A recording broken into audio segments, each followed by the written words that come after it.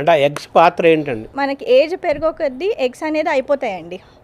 Okay, దాన్ని మనం ఎన్ని మందులు ఇచ్చి ఏం చేసినా కూడా మళ్ళీ పుట్టించలేం.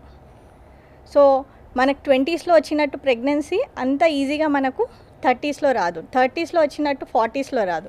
అండ్ ఇండియన్ ఉమెన్కి అది కూడా చూసుకుంటే ఇప్పుడు ఇంకో ఆర్గ్యుమెంట్ ఉంది. మనకు కొంతమంది యుఎస్ క్లయింట్స్ ఉంటారు, వాళ్ళు they are having a good potential even at that 37. Okay, వాళ్ళకి మ్యారేజ్ అయ్యి 1 ఇయర్లోనే వాళ్ళకి పుట్టారు ఈజీగా న్యాచురల్గా. సో ఏంటి అంటే studies have compared between our Indian women and also US కంట్రీకి తేడా ఉంది. రైట్. దాంట్లో ఏం నోటీస్ చేశారంటే మన ఏషియన్ కంట్రీస్లో ఉన్న ఉమెన్కి 5 ఇయర్స్ వాళ్ళకన్నా 5 ఇయర్స్ ముందే మనకి ఆ ఎఫెక్ట్స్ కనిపించేస్తున్నాయి because of our genetics. Okay, అంటే like this is something like మన ఏషియన్స్ మనం ఎక్కువ డయాబెటీస్కి ప్రోన్ అయినట్టు మన క్వాలిటీ ఎఫెక్ట్స్ కూడా మనకు తొందరగా వచ్చేస్తున్నాయి. సో మన Indian women who is 30 to 33 is equal రిప్రొడక్షన్లో వాళ్ళకి 38, 39 అంతా ఈక్వల్ అనమాట.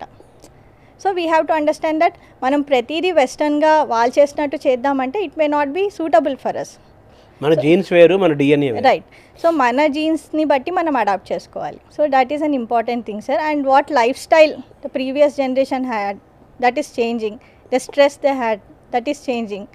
So all this also along with other medical conditions also adding up.